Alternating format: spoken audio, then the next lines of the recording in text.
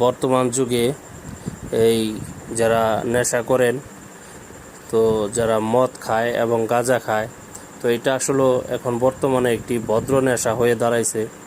এর চেয়ে বিকল্প নেশা এখন সবাই সেবন করতেছে। এর চেয়ে উন্নত মানের যে নেশা ড্রাগস তারা এগুলো সেবন করতেছে।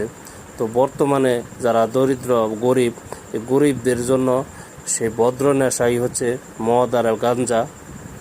আর যারা প্রভাবশালী, যারা টাকা পয়সা বেশি মালিক, তারা এখন উন্নত মানের ড্রাগস সেবন করতেছে। তো এখন এই গাঁজা আর মদের প্রচলনটা আস্তে আস্তে ধীরে ধীরে চলে যাচ্ছে, উঠে যাচ্ছে। তো এটা এখন বর্তমানে গরিব নেশা।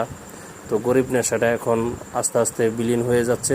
এখন এর চেয়ে আরও উন্নত ধরনের নেশা ড্রাগস সবাই সেবন করতেছে। বাংলাদেশ বা বিশ্বে অন্যান্য দেশে, উন্নত দেশগুলোতে পরিণত হচ্ছে, ডিজিটাল দেশে পরিণত হচ্ছে। এর সাথে সাথে নেশারও পরিধি বাড়তেছে, নেশাও একটু উন্নত হচ্ছে। তো এখন সবাই এই উন্নত ড্রাগসগুলোই তারা ব্যবহার করতেছে। আর সেই প্রাচীন ড্রাগস যেটা মদ এবং গাঁজা, সেই মদ গাঁজা এখন ভদ্র নেশায় পরিণত হয়েছে। আশা করছি সবাই বুঝতে পারছে। আসলে নেশা তো নেশাই, দুইটাই আসলে খারাপ।